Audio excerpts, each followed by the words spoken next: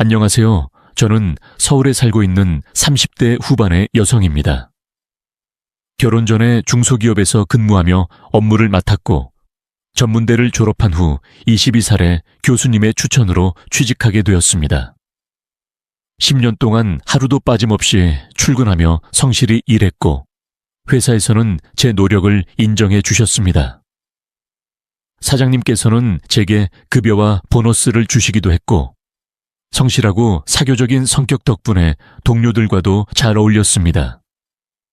그러던 중 회사의 다른 부서 팀장이 아는 사람을 소개해달라는 요청을 하셨고, 그 사람이 바로 제 남편이었습니다. 저는 그 사람과 첫눈에 반해 결혼을 결심했습니다. 사람을 판단할 때 많은 이들이 돈이나 학력을 중요하게 여기지만, 저는 성격과 근면함이 그보다 더 중요하다고 생각합니다. 저는 어릴 때부터 부지런한 부모님을 보며 자라며 성실함을 배웠고, 공부는 뛰어나지 않지만 항상 책임감을 가지고 일을 해왔습니다. 그런 점이 회사에서도 인정받을 수 있었던 이유였습니다. 그런 남편은 밝고 자주 웃는 사람이었지만, 한편으로는 항상 조금은 수줍어하는 모습이 있어 소심하다고 생각했던 적도 있었습니다. 그러던 어느 날, 저녁에 집에 있을 때 전화 한 통이 걸려왔습니다. 목소리가 낯설고 얼굴이 불편해 보였죠. 전화를 받고 나간 남편을 따라가 보니 그가 나간 곳은 조용한 거리였습니다. 갑자기 그가 전화를 끊고 들어왔는데, 그동안 어떤 이야기를 나눴는지 궁금한 마음에 조금은 의아한 마음이 들었습니다. 그 후 남편은 조금 어색하게 웃으며 자신의 집안 이야기를 시작했습니다. 그때부터 서서히 조금씩 남편의 과거와 그가 속해 있는 가족에 대해 알게 되었습니다. 지금은 결혼해서 아이도 있는데, 제가 너무 무관심해서 선물을 달라고 해서 엄마가 전화했다고 했습니다. 그 남자는 슬픈 표정이었습니다. 저는 그의 손을 잡았습니다. 그는 어렸을 때부터 공부 잘하는 동생과 함께 살았고, 밖에서는 잘 지내다가 집에 가면 무의식적으로 위축된다고 했습니다. 게다가 명절이나 가족 명절 때 가족을 보면 동생이 대기업에 다니니까 엄마가 친척들에게 자랑하고 훌륭한 아들로 대했지만, 그는 중소기업에 다니면서 남은 밥처럼 대했습니다. 그가 웃고 있는데 눈은 울고 있는 것을 보고 그를 지켜줘야겠다고 생각했습니다. 따뜻한 가족이 될 거라고 생각했습니다. 사실 제 생각에 이 사람은 정말 일에 성실하고, 소개해준 매니저도 성실하고, 친절하고, 일 잘하고, 회사 내에서 평판도 좋은 사람입니다. 소개해주는 사람이 있다면 소개해줄 사람은 없을 겁니다. 학력 때문에 자기 집안에서 남은 밥처럼 대우받는 게 불쌍했습니다. 그래서 한 년 사귀고 결혼까지 하게 되었습니다. 이 사람과 결혼을 준비하면서 신랑이 언급한 시어머니의 차별이 계속되었습니다. 그럴 때마다 신랑은 미안하다고 하시고 제 기분을 상하게 하지 않으려고 노력하셨습니다. 사실 시부모님은 제 결혼에는 관심이 없었습니다. 형 부부가 결혼해서 아이를 갖는데 더 관심이 많았습니다. 제 학력은 형만큼 좋지 않았고, 어머니는 제 집안이 부유하다고 생각하지도 않으셨기 때문에 아예 신경도 쓰지 않으셨다고 하는 게 맞을 것 같습니다. 결혼을 결정할 때는 모든 걸 다 알아서 하라고 하시고, 꼭 면담을 해야 하냐고 물으셨습니다. 그날이 회의 날이었습니다. 사업을 한다고 들었습니다. 아들에게 무슨 일을 하는지 물었는데, 우리는 철물점을 운영합니다. 40번째 해를 맞이고 있고 아이들 걱정은 없습니다. 걱정하지 마세요. 제가 준비해 놓았습니다. 철물점도 사업이니까 이해합니다. 아이들의 결혼은 제가 돌보라고 하셨잖아요. 두 분이 잘 지내시니까 바라는 게 없다고 하셨잖아요. 아이들이 잘 지내면 그게 다입니다. 회의 때 사업을 한다고 들었는데 제가 철물점이라고 하니까 한숨을 크게 쉬고 돌아서서 앉으셨죠. 아직도 당신의 실망스러운 표정이 잊혀지지 않습니다. 그녀가 그렇게 노골적으로 무시하는 말을 해서 정말 화가 났어요. 하지만 저는 시어머니가 어떤 성격인지 미리 알고 있었기 때문에 그냥 넘길 수 있었어요. 그리고 시어머니는 저를 격리시키실 테니 결혼 후에도 계속 돈을 벌어야 한다고 말씀하셨어요. 남편이 덜 번다면 우리 둘 다 일해야 해요. 어쨌든 우리는 아무런 지원도 할 수 없으니 지금부터는 꼭 저축하는 습관을 들여야 해요. 그녀는 우리에게 아무런 기대도 없다고 하시고 제가 모든 걸 스스로 정하고 결혼 날짜만 알려달라고 하셨어요. 그게 오히려 기분이 나아졌어요. 자격 좋은 남자랑 결혼하는 친구들을 보면 시어머니들이 장난이 아니었어요. 저는 어머니의 무관심이 좋았지만 남편은 시어머니가 저를 마치 아들의 결혼식인 것처럼 대하고 무관심한 태도에 정말 상처를 받았어요. 그녀는 매일 저에게 미안하다고 하셨어요. 그녀는 집에서 이렇게 대하니까 정말 사랑한다는 걸 알잖아. 최선을 다할게 라고 말씀하셨어요. 하지만 우리 집은 달랐어요. 그들은 한 사람 사회였기 때문에 항상 맛있는 음식을 준비해 주셨고 우리가 어디를 갈 때마다 친절하고 근면한 사위라고 칭찬해 주셨어요. 그들은 내가 아플 경우를 대비해 계절마다 약초를 주었고 항상 내가 예쁜 사위라고 말씀하셨어요. 그래서 남편은 시댁보다 더 자주 부모님 댁에 가서 돌봐주셨어요. 아버지는 동네에서 40년 동안 철물점을 운영하셨기 때문에 동네에 우리가 모르는 매장이 하나도 없었어요. 아버지는 또한 일을 잘하셔서 매장에 문제가 생기면 아버지께 도움을 요청하셨고 아버지는 맥가이버처럼 모든 것을 처리하셨기 때문에 많은 지인과 폭넓은 인맥을 가지고 계셨어요. 어머니가 매장을 운영하셨고 아버지는 주로 출장을 다니셔서 돈을 벌었어요. 그런데 결혼한 지 6개월 후에 남편의 바이오 회사가 난관에 부딪혀서 회사가 도산했어요. 남편이 직장을 잃고 저는 가전제품 수리를 하게 되었습니다. 열심히 일하는 남편이니까 잘 할 수 있을 거라고 생각했습니다. 하지만 요즘은 전자제품이 고장이 잘 나지 않아서 일이 점점 줄었습니다. 월급은 계절에 따라 달랐고 한 달에 100만 원도 못 버는 때도 많았습니다. 게다가 신입사원이라 일이 별로 없었습니다.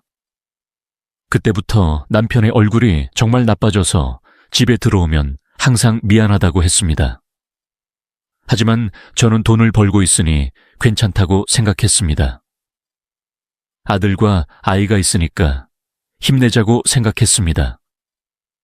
사치스러운 남편이 아니라 열심히 일하는 남편이니까 앞으로는 분명 잘 살 거라고 생각했습니다. 하지만 세상은 우리가 원하는 대로 되지 않습니다. 전세는 계속 오르고 아이가 자랄수록 생활비는 계속 늘어났습니다. 저축은커녕 매달 당좌예금을 써야 할 정도로 힘들어졌습니다. 우리 사정을 잘 아시는 아버지가 아내와 내게 전화를 하셨다. 철물점 바로 옆에 있는 국수집 주인 김씨. 그 집 주인이 80이 되어서 사업을 접어야 한다고 했다.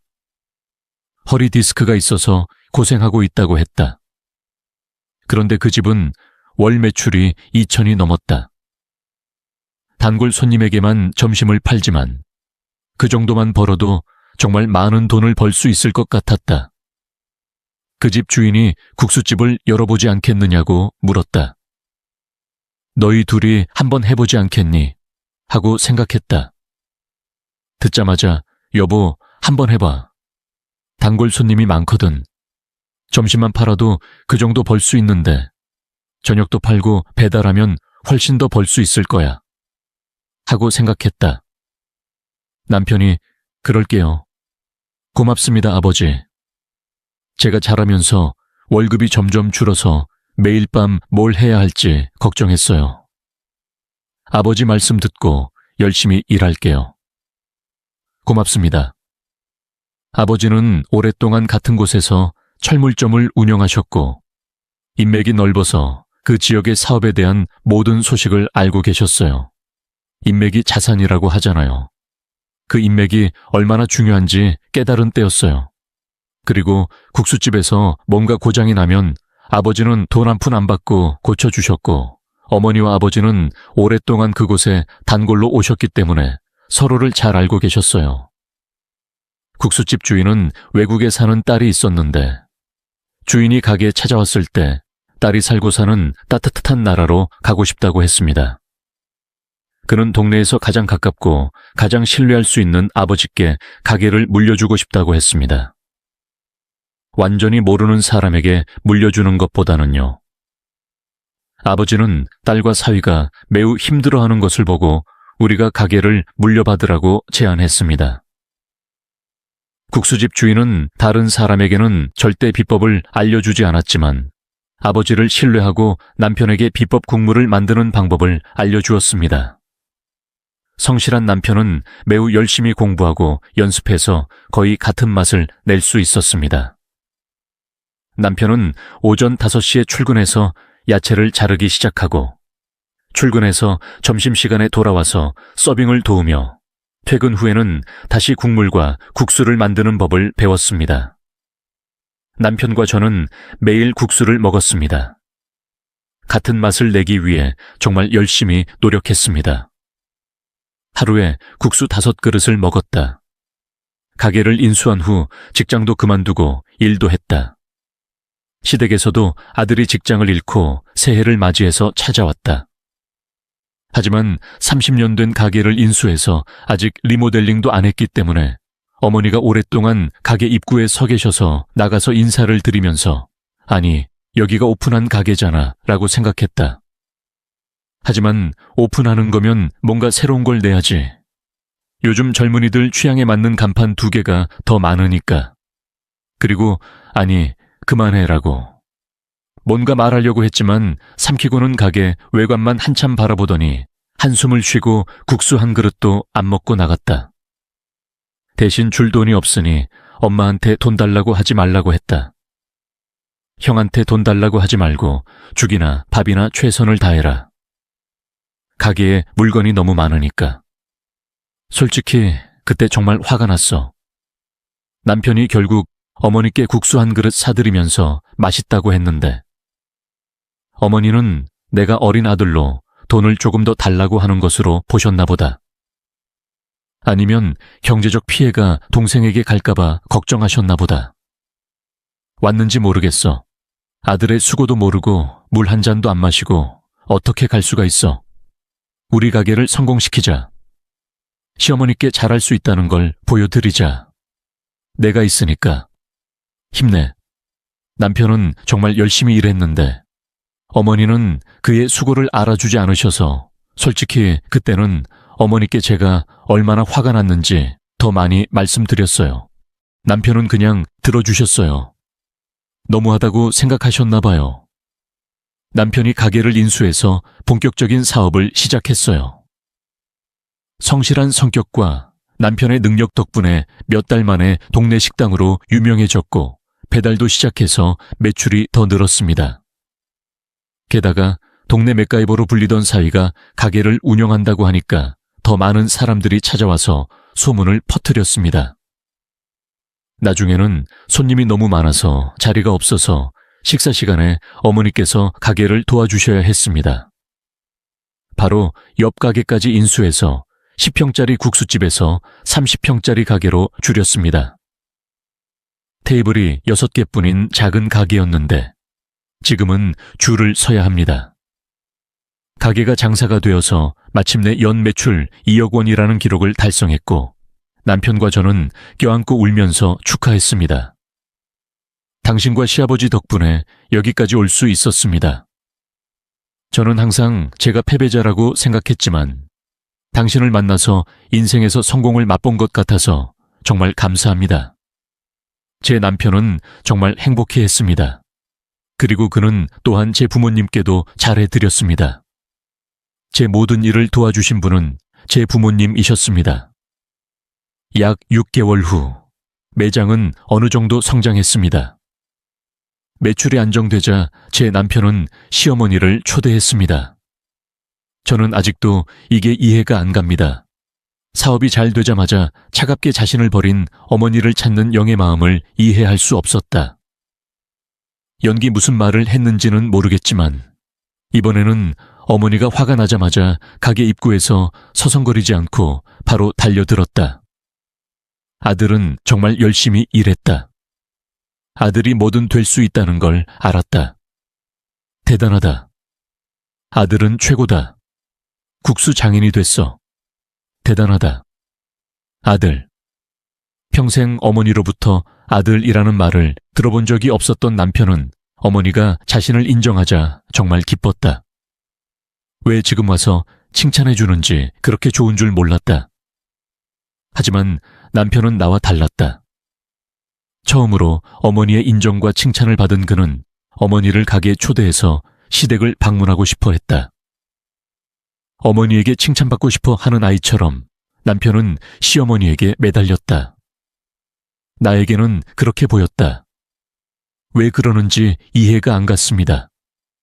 평생 무시하던 부모님이 돈 벌면서 친해지려고 하는 건 뻔한데 너무 이기적인 부모님이라 별로 좋은 생각이 들지 않았습니다. 그날부터 시어머니가 계속 찾아와서 남편 옆에 앉으셨습니다. 바쁜데도 오시면 몇 시간씩 계시더군요.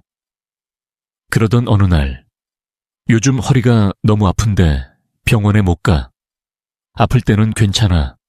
허리는 아픈데 침대 10년 넘게 썼어. 요즘은 침대가 허리에 좋대. 시어머니가 아들에게 누가 봐도 좋은 침대 사달라고 애원하면서 불쌍해하는 걸 보고 정말 놀랐어요. 게다가 반 친구들이 놀러 온다는데 입을 옷이 없다고 하셨어요. 아들들이 잘 자란 건 알지만 남들이 다 가지고 있는 디자이너 가방은 없다고 하면서 옷을 사달라고 했다고 하더군요. 장난만 제일 잘한다고 하더군요. 우리 가게가 잘 되기 전에 누가 돈을 달라고 할까봐 손을 잘랐던 적이 언제인지 기억이 나지 않습니다. 아들과 저에게 계속 아프다고, 옷이 없다고, 돈이 필요하다고 하셨습니다. 저는 그런 시어머니가 너무 싫어서 아무것도 사고 싶지 않았습니다. 어느 날 제가 얼마나 팔았는지 확인해보니 돈이 들어있으면 다를 거라고 했습니다. 너무 어이가 없어서 돈을 사달라고 했습니다. 아무것도 없었고 대출도 받아서 시작했으니 다 갚아야 하니까 돈 달라고 하지 말라고 했습니다. 그러자 시어머니가 정말 옛날과 많이 달라졌네. 처음엔 제 얼굴도 못 보셨잖아. 가게가 조금 커져서 이제는 주변 사람들이 다 쉬워 보여. 여기가 우리 아들 집인데 며느리가 시어머니한테 대들고 어디 있겠어요. 우리 아들은 많이 고생했고 이제 잘 살 수 있으니 시어머니와 시댁은 혼자 돌봐야 해요. 나한테 이러면 안 돼요. 우리 엄마는 내가 뭘 해야 할지 내가 오만하다고 했어요. 그날 나도 뭔가 말해야겠다고 생각했어요. 우리가 처음 시작했을 때 당신은 우리에게 와서 격려 한마디도 안 해주고 가게에 들어오기도 꺼려 하셨어요. 그러다가 연락해서 오빠한테 의지하지 말고 스스로 하라고 하셨어요. 그런데 왜 지금은 이러세요? 변한 건 내가 아니라 당신이에요. 내가 화가 나서 목소리가 커지자 안에 있던 남편이 급히 나와서 나를 붙잡았어요. 엄마한테 뭐라고 하세요? 엄마, 이제 가세요. 나는 그 남자랑 있어요. 이야기하고 용돈 보내드릴게요. 사실 저는 가게의 모든 돈을 관리하고 있었습니다. 처음 시작했을 때는 열쇠 돈부터 가게 인수까지 모든 것이 아버지 명의였습니다. 중소기업이나 경영 경험이 있는 저에게는 국수집을 운영하는 것이 어렵지 않았습니다. 남편은 제가 돈 관리에 능숙하다는 것을 알고 있었기 때문에 아무 말도 하지 않았습니다. 하지만 어머니가 계속 가게에 오시자 남편은 돈 관리에 대해 이야기하기 시작했고 자신의 용돈을 달라고 하거나 어머니께 용돈을 보내고 싶다고 했습니다. 저는 남편에게 무언가를 말했습니다. 그렇게 힘들 때 1,000원도 안 주던 게 너였어. 너 회사가 망해서 한 달에 100원으로 힘들 때 나는 몰랐어. 너네 일은 내가 알아서 하라고 했는데 왜 너한테 돈을 줘야 하냐. 엄마한테 그렇게 대우받고도 정신 못 차렸구나. 그러자 남편이 잠깐 침묵하고 나서 나한테 아, 이제 네 엄마가 형이 아니라 나를 보는 거구나. 엄마한테 좀 더 상냥하게 대해야 하지 않겠니? 나도 내 엄마하고 잘 지내고 싶어. 라고 했어. 그걸 보고 나도 믿을 수가 없었어. 너 진짜 바보야. 가게 잘 되니까 가족하고 상의하잖아. 힘들 때는 나한테 관심 없다고 하다가 사람답게 살면서 여기까지 와서 이런 말을 하다니. 정말 불편하네. 그동안 속지 말라고 했는데 남편은 계속 주저했어요. 사랑의 인연은 끊기 어렵거든요. 시어머니가 인정해 주시니까 저는 뒤로 물러섰어요. 가게가 끝나면 항상 수고했어, 수고했어 하고 웃으며 당신 덕분에 새 삶을 살 수 있다고 했어요. 하지만 시어머니가 나타나신 뒤로는 고맙다고, 사랑한다고, 수고했다고 한 번도 말하지 않았어요. 저와 관련된 모든 게 귀찮았고 제가 하는 말은 다 잔소리로 들렸어요. 시어머니를 만난 날은 특히 심했어요. 그때서야 남편이 마마보이 시즌을 보냈다는 걸 깨달았어요. 그러던 어느 날 어머니가 병원비 달라고 찾아와서 허리 디스크가 재발해서 입원해서 수술을 해야 한다고 했어요. 저는 병원에 가야겠어요. 허리가 너무 아파서 더 이상 못하겠어요. 물리치료비와 수기치료비 좀 주세요. 라고 말했어요. 신용카드면 괜찮을 것 같아서 엄마, 비용은 엄마 부담이에요. 병원비는 내가 내고 나머지는 엄마랑 형수한테 나눠줄게요. 라고 말했다. 나는 적당한 수준으로 말했지만 엄마는 그 대답에 만족하지 못했을 것이다. 그녀는 긴장한 표정으로 물잔을 테이블에 내려놓고 말했다. 아니, 넌 나한테 아무것도 해준 적이 없어. 하지만 네가 아프다고 해서 병원비 $500를 내고 싶지 않아. 그때는 죽고 싶지 않다고 솔직히 말하고 싶었지만 엄마가 병원에 입원해서 병원비를 정산했을 때는 내가 낼 수도 있었어. 왜 벌써 그러셨어요? 현금을 요구했잖아요. 병원비가 정말 필요하세요?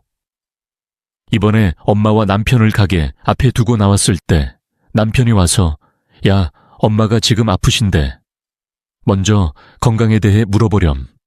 지금은 돈이 문제야 라고 했다. 시어머니가 병원비가 없다고 돈을 달라고 하니까 나는 차갑게 말을 끊었다. 남편은 즉시 화를 내며 소란을 피우기 시작했다. 그는 엄마 편을 들며 왜 그러냐고 물었다. 사이먼은 남편에게 매달리고 울기 시작했다. 엄마가 그녀를 붙잡고 있는 게 불쌍한 짓인 것 같았다.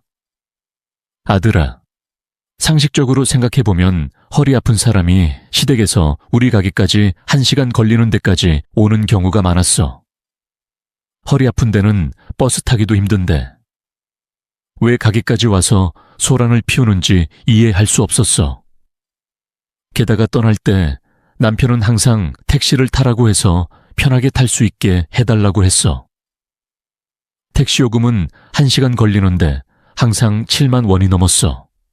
나도 그게 싫었어. 떠나기 전에 내 얼굴을 쳐다보며 아들이 아프다고 병원비 달라고 했다고 했어.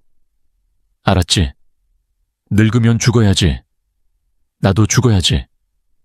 이렇게 사는 게 뭐야. 아들 잘 키웠는데 지금은 부모도 무시해. 남편이 이 말을 듣고는 엄마처럼 나를 쳐다보기만 했어. 얘야, 엄마가 달라고 하면 다 줘. 500만 원은 그렇게 큰 돈이 아니야. 엄마가 이렇게 울면 너는 금방 잘못했다고 인정하잖아. 그래서 남편한테도 현실적으로 말했어. 너는 한 달에 100원도 못 번다고 해서 얼마나 힘들었는지 다 잊었어. 아빠한테 빌린 돈도 아직 갚지 않은 거 알아. 병원비 내라고 하는 거 아니야. 퇴원하면 낼 테니 지금 현금으로 500만 원 주는 건 왜야? 내가 부탁한 게 이상한 일이 아니었고 내 말을 다 들은 어머니는 더욱 슬퍼서 울기 시작했다. 정말 내가 나쁜 사람인 것 같았다. 아들 가게에서 울고 소란을 피우는 게 장사에 방해가 될 거라고 생각하지 않는 듯 했다. 그런데도 남편은 어머니의 손을 잡고 엄마, 내가 직접 처리할 테니 걱정하지 말고 집에 가. 저녁 준비해야 하니까 엄마, 걱정하지 마. 내가 처리할 테니 택시 타고 집에 가. 전화할게. 라고 했다. 그 뒤로도 남편은 계속 어머니 병원비를 현금으로 내라고 압력을 가했다. 병원비가 한꺼번에 수백만 원이 드는 건 도저히 불가능하다고 말하니까 남편과 사이가 틀어지기 시작했다. 남편은 그날 시댁에 묻겠다고 했다. 그가 쓴 모든 카드에서 문자가 왔고 그는 우리 엄마의 옷가게와 마트에서 산 것에 100만 원 이상 지불했습니다. 아들이 원하는 모든 것을 다 지불한 후에 우리 엄마는 가게에 진지하게 나타났습니다. 철물점 주인 딸이 내 앞에서 아들 같은 좋은 남자를 만나서 아내라는 말을 듣고 기뻐할 텐데 시어머니를 이렇게 무시할 수 있겠어요? 어머니, 이게 아버지의 인맥에서 시작되었고 남편은 100만 원도 못 벌었기 때문에 제가 그를 먹여 살렸습니다. 아니, 그건 그때의 일입니다. 남편을 이렇게 무시하면 시민들이 당신을 더 무시할 것입니다. 당신은 아무것도 배우지 못했으니 시부모님을 이렇게 대하는 겁니다. 당신은 내 아들을 결혼시키지도 않았는데 결혼시켰어요. 그가 허락해준 것에 감사해야 합니다. 그리고 당신은 내 남편에게 내 돈을 관리해달라고 했습니다. 아마 그는 그렇게 하면 아들의 돈을 쉽게 쓸 수 있다고 생각했을 것입니다. 그가 가게에 올 때마다 그는 우리 부부에게 남자 주인이 돈을 관리한다고 계속 말했습니다. 그는 우리가 격리 중이고 내가 다른 사람보다 돈 관리를 잘하니까 내가 해야 한다고 계속 잔소리를 했습니다. 그러자 모든 것이 바뀌기 시작했습니다. 사실 남편은 부모님에게 매우 친절했습니다. 그는 제 엄마와 아빠의 생일에 저보다 더 잘 돌보았습니다. 그는 식당을 예약하고 그들에게 줄 작은 선물을 사곤 했습니다. 하지만 그는 바뀌었습니다. 그는 오늘이 아빠 생일인데 시어머니가 전화해서 갈 수 없다고 말했습니다. 그는 제 엄마도 잘 안 대하니까 내가 왜 그를 잘 대해야 하냐고 말했습니다. 그는 저녁을 먹으러 시댁에 갔습니다. 제가 식사를 하러 간다는 말을 들었을 때 정말 화가 났습니다. 그저 평범한 날이 아니라 아빠 생일이었습니다. 그때 그는 무슨 뜻이었을까요? 아빠가 왜 그렇게 잘해줬는데 아빠가 아무것도 안 해줬고 지금은 우리에게 돈을 달라고 하고 우리 집이 시어머니랑 어떻게 똑같아? 남편이 나한테 등을 돌리고 너는 네 부모를 잘 모시고 나는 우리 어머니를 잘 모실게 라고 했어. 그리고 나는 국수집에서 열심히 일해서 여기까지 왔지. 아빠 덕분만은 아니야. 남편이 확실히 바뀌었어. 정말 성격 좋고 나를 사랑하고 아끼는 사람은 이제 없어. 아빠를 아들처럼 대하던 남편이 시어머니가 가게에 오면서 완전히 바뀌었어. 같은 동네에 살다 보니 아침에 문 열기 전에 나한테 인사하고 아빠한테 아들처럼 커피 한 잔 사주던 남편이 시어머니가 오시고 나서는 시어머니 가게에 한 번도 안 갔어. 우리 부모님도 엄청 화나셨어. 그러던 어느 날 낯선 사람이 가게에 왔어. 손님은 아닌 것 같고 그냥 국수 안 먹고 앉아 있어서 누구일까 궁금했어요. 남편이 저하고 상의도 없이 직원을 고용했다고 했어요. 주방 보조가 아니라 테이블 보조였어요. 그 말을 듣자마자 무슨 말인지 알았어요. 저하고 상의도 없이 대체 직원을 고용한 것 같았어요. 저를 가게에서 밀어내려고 했어요. 그러더니 더 나아가서 시댁에 가서 며느리 노릇을 하라고 했어요. 어머니가 허리가 아프니까 시댁에 가서 집안일을 도와야 해요. 어머니가 아프면 다른 며느리들이 병원에 데려가요. 그러라고는 안 할 테니까 집안일이라도 도와주시고 어머니하고 잘 지내는 것도 생각해.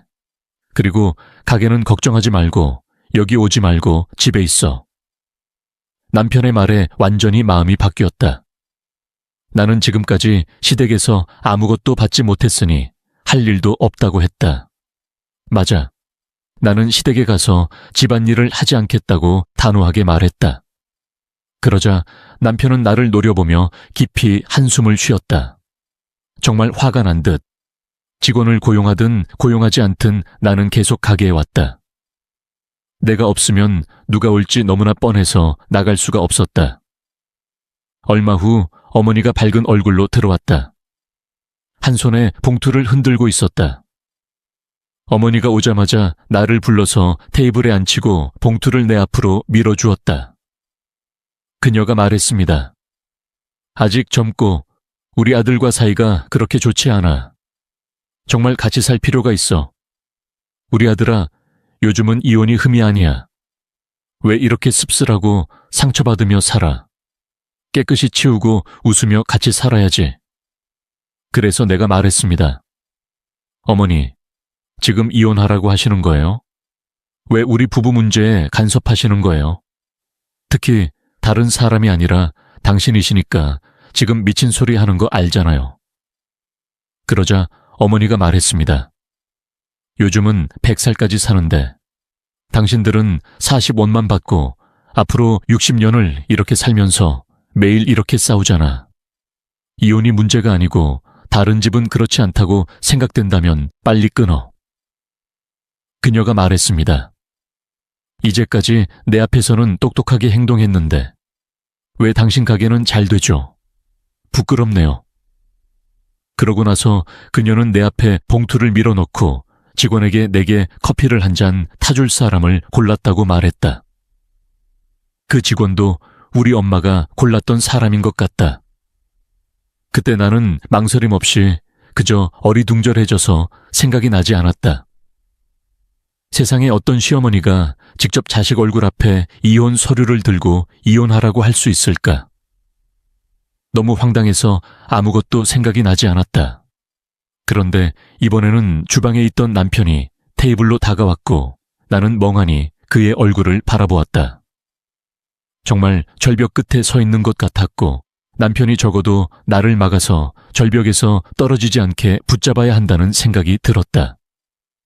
남편도 테이블 위에 있는 이혼 서류를 본 듯했다. 그러고 나서 천천히 내 옆으로 와서 아무 말도 하지 않고 조용히 가게에서 나갔다. 내 소심한 성격에서 예상했듯이 나는 그를 막지 못했고 나 스스로도 이혼을 제안할 수 없었고 남편을 보고 그냥 내 옆에 서서 이혼 소송을 지켜보고 있는데 내 남은 기대가 순식간에 무너져 내렸다. 그러자 격동하던 내 마음이 갑자기 진정되는 듯했다. 그래서 이혼 서류를 어머니께 돌려드렸다. 내가 직접 써서 보내겠다고, 조건은 모르겠다고, 어디서 왔는지도 모르니 정확히 따르지 않겠다고, 나중에 불평하지 말라고 했다. 그러고 나서 일어나서 가게를 나왔다. 그날 변호사를 찾아가서 변호사가 준비하라고 한 서류를 다 준비했고 소송 준비를 최선을 다했다. 어머니는 정말 큰 실수를 저지르고 있었다. 사실 국수집은 내게 별 의미가 없었다. 어차피 아버지의 철물점 일을 도울 뿐이었고 어머니와 남편이 국수집 때문에 나를 바꿔놓은 것 같아서 국수집을 계속할 이유가 없어 보였다. 재산 분할을 알아보니까 부모님 집안이 가게를 차리셔서 다 주고 돈까지 주셨고 부모님이 가게를 사시려고 하셔서 알아보고 계산해보니 남편이 20%, 제가 80%를 받았어요. 처음부터 부모님 돈으로 시작해서 아버지한테 갚아야 할 돈도 다 갚지 못했으니까 남편이 가져갈 게 별로 없었어요. 그 20%에서 위자료를 빼고 남편이 챙길 게 500만 원밖에 안 남았어요. 이런 경우를 처음 보는 변호사가 계산을 계속 해봤는데 503만 원 정도 남았던 것 같아요. 변호사가 엄청 당황해서 서류를 건네주니까 네, 500만 원이면 전 남편 5개월 부양하기에 충분할 겁니다. 그녀는 일할 때는 한 달에 100만 원 버는 게 힘들었지만 그 돈은 남편에게는 엄청난 돈이라고 웃으며 말했습니다. 어느 날 시어머니가 찾아오셔서 세상에 그런 일이 어디 있냐며 큰 소리로 다투셨습니다. 이 돈을 어떻게 쓸 거냐? 또 변호사 만나러 갈 거냐? 돈 횡령했다고. 그리고 네가 날 밀었잖아. 그러더니 넘어져서 손을 다쳐 깁스를 해야 했습니다. 그 일로 인해 미납금이 2,000원이 더 늘어났죠. 물론 치료비는 따로 계산되어 치료 기간 동안 일할 수 없었던 비용까지 모두 합쳐 이혼 후에는 최종 금액을 깔끔하게 정산하고 나왔습니다. 그렇게 이혼은 끝이 나고 남편은 아무것도 없이 시부모님에게 돌아갔습니다. 그의 가족은 돈을 모아 국수집을 차렸지만 불과 3개월도 되지 않아 가게는 망하고 말았습니다.